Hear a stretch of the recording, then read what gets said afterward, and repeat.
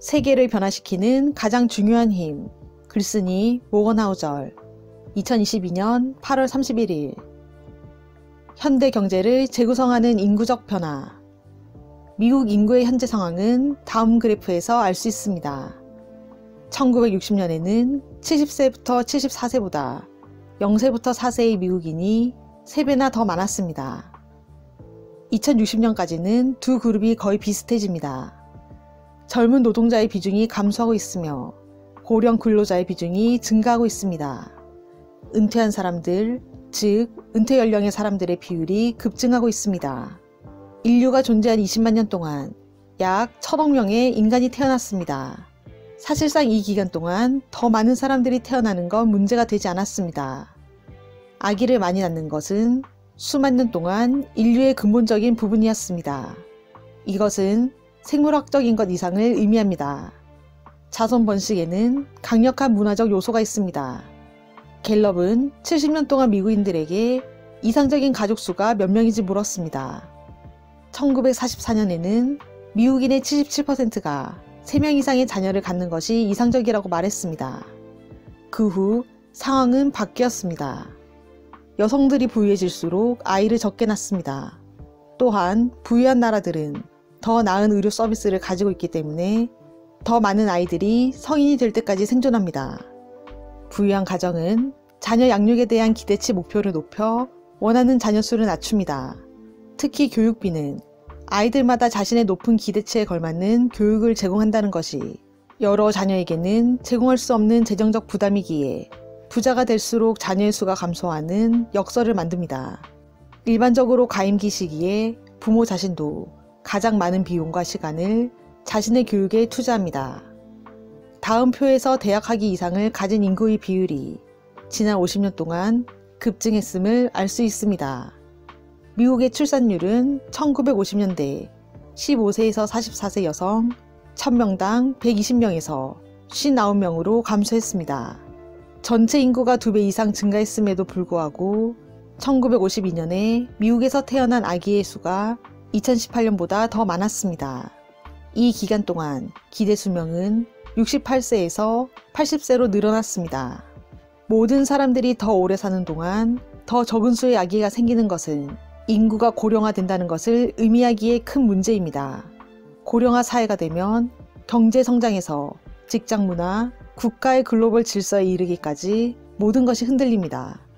그러나 눈여겨볼 변화 중 하나는 미국의 경쟁력이 세계 대부분의 국가에 비해 상대적으로 증가한다는 것입니다.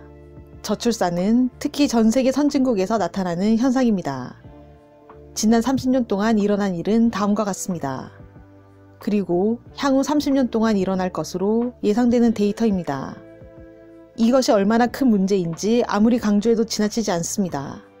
사람들은 다음 세기를 지배할 국가에 대해 이야기할 때 AI 및 머신러닝 분야의 리더십에서 중국이 매우 경쟁력이 있어 보인다고 말합니다. 그러나 한 세대의 노동인구의 5분의 1을 잃으면 경제를 성장시키기가 엄청나게 어렵습니다. 중국은 차세대 인터넷만큼 대단한 것을 발명할 수도 있지만 인구 통계를 적용하면 경제가 혼란스러워집니다. 유럽, 일본, 그리고 한국도 이와 같은 상황이거나 더 나빠 보입니다. 인구 통계가 미국 경제를 둔화시킨다면 다른 나라들에게는 별 5개 위험 경보 수준입니다. 따라서 동일한 수준의 생산성 증가를 가정하더라도 미국은 인구 통계만으로도 다른 선진국들보다 훨씬 낮습니다.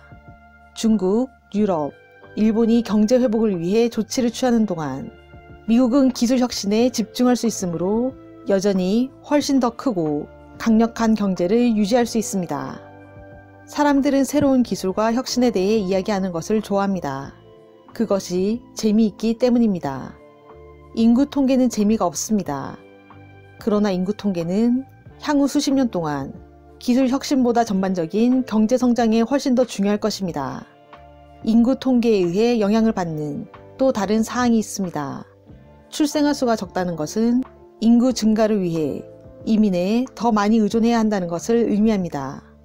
저널리스트 데릭 톰슨은 2035년까지 이민으로 자연 출생과 사망보다 2배 더 많은 사람들을 미국 인구에 추가할 것이라고 말합니다. 퓨 리서치 센터에 따르면 부모가 미국에서 태어난 근로자의 수는 향후 15년 동안 820만 명 감소할 것으로 예상됩니다. 미국은 더 기업가적이고 더 나은 교육을 받은 이민자들에 의해 건설되었습니다. 이민자들은 미국 총 인구의 13%이지만 기업가의 27.5%를 차지합니다. 미국의 주요 이민 열풍은 19세기 말과 20세기 초에 일어났습니다. 새로운 이민자 비율은 낮은 국내 출산율에 의해 상대적으로 증가하기 때문에 앞으로 수십 년 동안 이민 비율이 더 낮아지더라도 미국 전반에 큰 영향을 미치게 됩니다. 더 자세한 내용은 더보기란에 있는 링크 주소를 참고해 주시길 바랍니다. 구독과 좋아요로 부유한 책방으로 입장하세요. 감사합니다.